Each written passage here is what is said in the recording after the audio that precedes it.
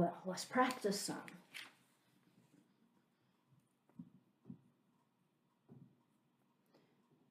Number 8 is just a couple of power rules. We have x, give it its name, f of x is equal to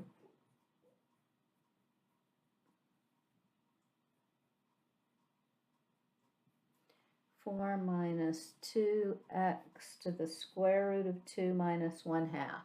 So the purpose of this problem is just to reassure you that it doesn't matter what that exponent is. If that exponent is a number, then you just add 1 to it and divide by the new exponent unless it's equal to -1.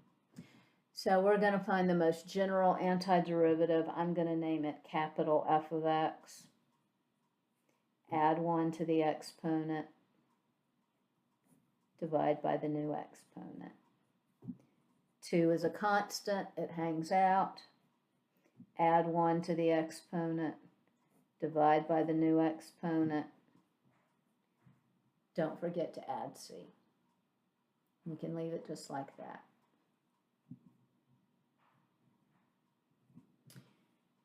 Okay, number 10 is a little tricky.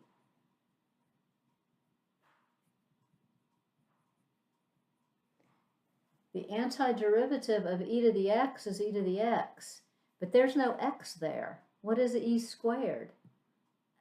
E squared is just a plain old number. What is the antiderivative of a constant? Well, what kind of function has a constant as its derivative? A constant times x. So capital F of x, the antiderivative of this constant, is just e squared x plus c. If you're dubious, take the derivative. We have a function times x. The derivative is equal to just the constant. Let's see, number 12, the trickiest part is rewriting it. And I would go ahead and do that, rewrite it with rational exponents. So that has the cube root of x squared. So the 2 goes on top, the index of the radical goes on the bottom of the fraction. And here you have x times x to the 1/2 power. Add the exponents. So we have x to the 2/3 plus x to the 3/2. And the antiderivative of a sum is the sum of the antiderivatives. So my general antiderivative, I add 1 to the exponent. Practice adding fractions in your head. So I need a common denominator of 3. 3 over 3 plus 2 over 3 gives me 5 over 3. Common denominator of 2. 3 over 2 plus 2 over 2 gives me 5 over 2 plus a constant. And I'm okay with you leaving it like that. I'm not offended by having a fraction in the denominator. If you don't like it,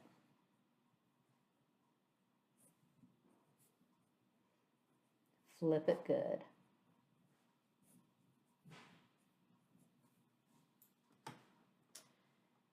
Okay, I'll leave 14. I'll take a break and do it, and I'll let you do it, and then we'll meet back and compare answers. Now, hopefully you started by dividing it into pieces. You didn't have to write this step down if you don't need to. Everybody up top gets to be divided by t to the 4th power. T to the 4th cancels. I'm left with 1t in the bottom. I'm left with 2 t's in the bottom. This is my special case, so it's the natural log of the absolute value of t. Add 1 to the exponent, divide by the new exponent. All right. Next one has a trig function in it, and it has thetas in it. Don't be offended or scared of the thetas. Treat them like any other variable. We have secant theta, tangent theta, minus 2e to the theta. So I'll name this antiderivative capital R of theta. Derivative of secant is secant times tangent, because secants and tangents, their derivatives, always have two secants and one tangent. So the derivative of secant is secant times tangent. The derivative of tangent is secant squared. You always have two secants and a tangent. So derivative of the antiderivative of secant times tangent is secant. Still got to have two secants and a tangent. Antiderivative of e to the theta is e to the theta, different from e squared because this time we have a variable as the exponent. Don't forget to add c. Easy peasy. And number 18.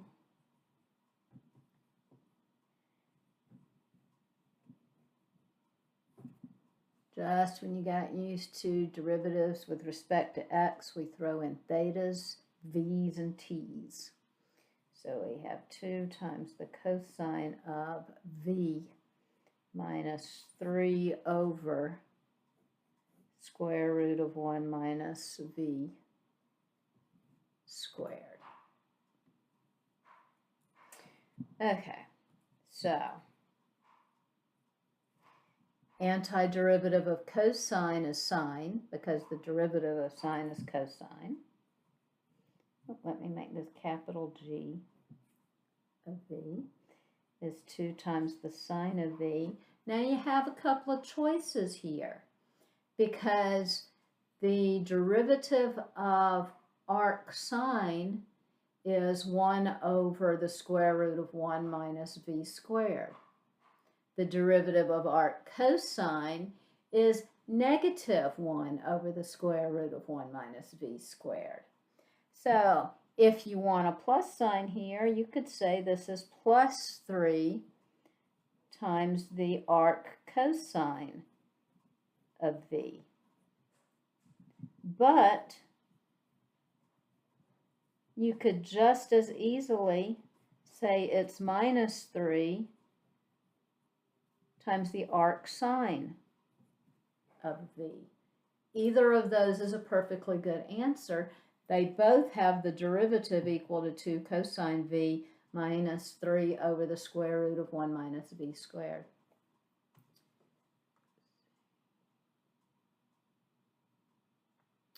Okay, and that refers way back to that table that we talked about before we got the examples. Just says that you can check all these problems by taking the derivative. An equation that has derivatives in it is called a differential equation.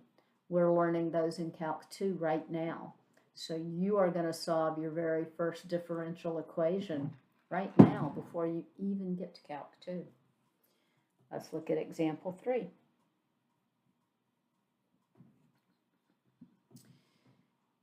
We want to find f if f primed is equal to that given function there, and we have an initial condition. So this is an initial value problem. They give us an initial condition for our function. F primed is e to the x plus 20 times 1 plus x squared to the minus 1, and f of 0 is negative 2. Well, I really don't like the way that looks. I'm going to write it as 20 over 1 plus x squared.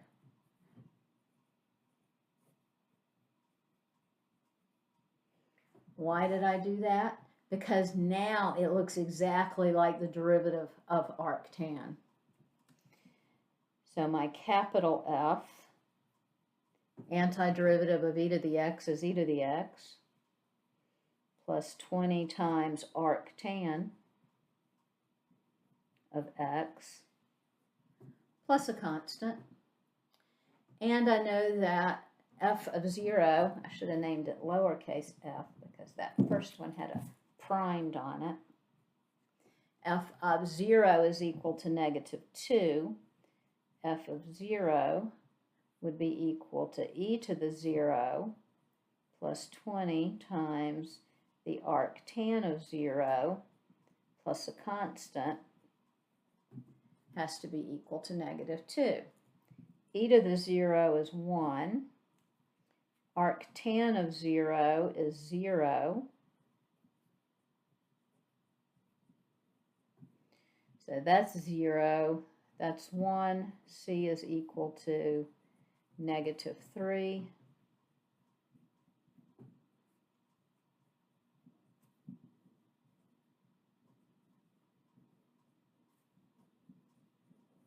This is your general solution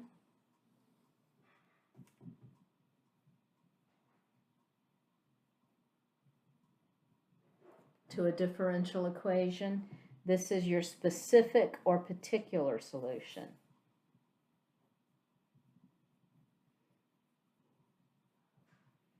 Based on that initial value problem.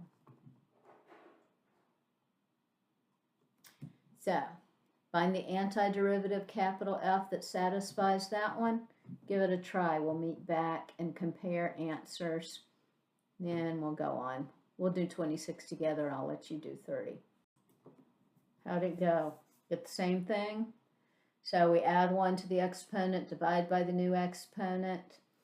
I went ahead and simplified here, canceled those 5s, rewrote 2 over 6 as 1 over 3, and my constant is equal to my initial value of 4.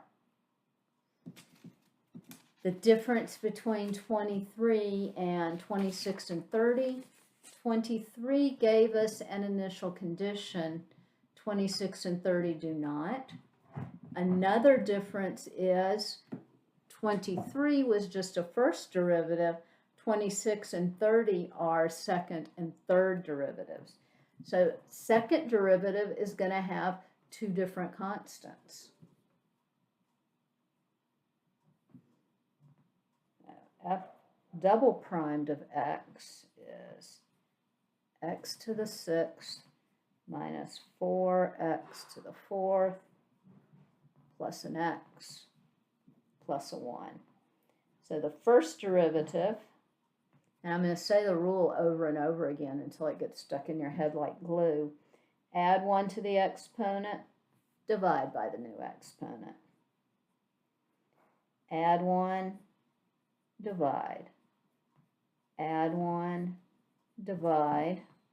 Antiderivative of a constant is just the constant times x.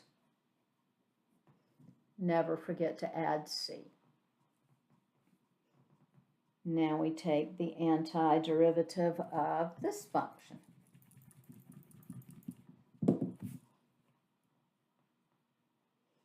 I'm determined to put a prime there. Add 1 to the exponent. Divide by the new exponent.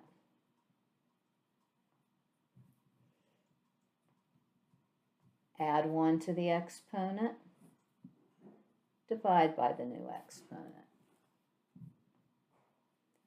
Add, divide, add, divide. Antiderivative of a constant is equal to that constant times x, and then we have to add another constant.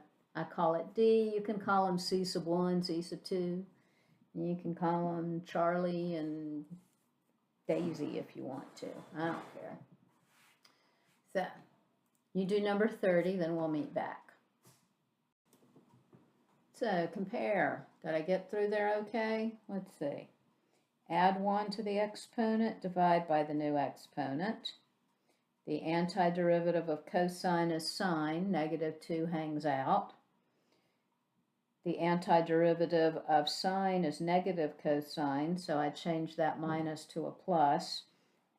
Add 1 to the exponent, divide by the new exponent. The old constants still stay there. So you could do some multiplying and flipping if you wanted to. I chose not to. And we have to also take antiderivatives of these constants. We end up with 3 constants. Okay, web assigns.